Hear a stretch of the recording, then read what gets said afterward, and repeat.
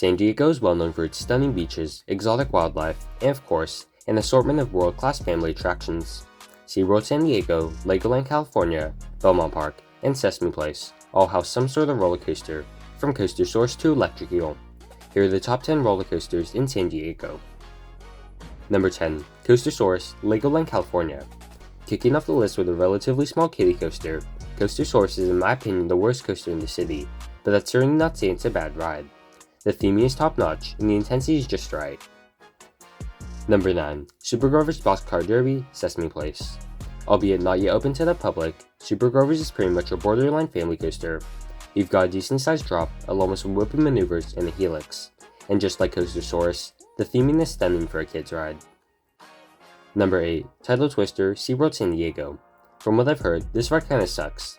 It does look like the ride will be sticking out the park though, despite plenty of rumors on the ride's removal. I do like the option they give you to face forwards or backwards, and that 0G roll does look to give some decent hang time. Number 7. Technic Coaster, LegoLand California. This is just a mock Wild Mouse, so despite there being nothing special with the ride layout, there are some minor theming details. The first drop is also decently large, and when the trims are turned off, the laterals can pull some decent Gs. For a park like LegoLand, these large-scale Wild Mouses are great additions, and I'm super glad the California park has one. Number 6. Dragon, LegoLand California. Dragon's one of those rare incidents of a roller coaster dark ride hybrid. The ride starts out with various indoor show scenes with fantastic Lego animatronics. From there, you'll merge outside and up a lift into a twisting outdoor coaster section. This is no doubt the best ride in general throughout the whole LegoLand resort.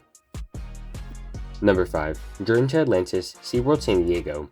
Here's another mock rides coaster on the list, but instead of being a Wild Mouse, we have a water coaster.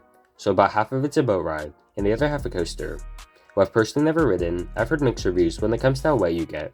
Some have said they got soaked, others with no touch. Either way, the ride does look to have a few decent drops, and the overall theming is what really puts it at number 5. Number 4. Giant Tipper, Belmont Park. Giant Tipper may be definitely showing its age, but that doesn't mean it's not a good ride. The drops are decently thrilling, and the valleys are rather forceful. Not to mention, the ride's super iconic, standing nearly 100 feet tall right next to the Pacific Ocean. Number 3. Electric Ele, SeaWorld San Diego. Electric Ele is your typical Skyrocket 2 model manufactured by Premier Rides.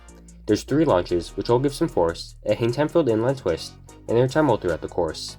It's also generally tall, standing at 150 feet, which is honestly pretty tall for a SeaWorld coaster. Number 2. Emperor, SeaWorld San Diego. We can't say a whole lot about Emperor, as it hasn't opened to the public as of yet, although when comparing this to other coasters of the same model, we can make a pretty safe assumption on landing it at the number 2 spot. Anyway, the ride does look to give some decent hang time, airtime, and the holding break before the drop should be terrifying. Number 1. Manta, SeaWorld San Diego. All I'm going to say about Manta is that it looks phenomenal for a family coaster. Not just the theming, but the ride itself looks incredible. So here to talk about it is Adventures by Tank, since I've never ridden myself. Manta is a really enjoyable family coaster. It is a mock-rise multi-launch coaster, and it's a ride you'll get off and think it's really fun. The restraints and the seats are pretty comfortable, and I really enjoy the launches. Thank you all so much for watching today's video. Please consider subscribing if you haven't already, not just to the channel, but also to Adventures by Tank, who's kind enough to have a small segment in today's video. But with all that said, look out for more uploads coming in the near future here at Front Row Coasters, and I'll see you in the front row.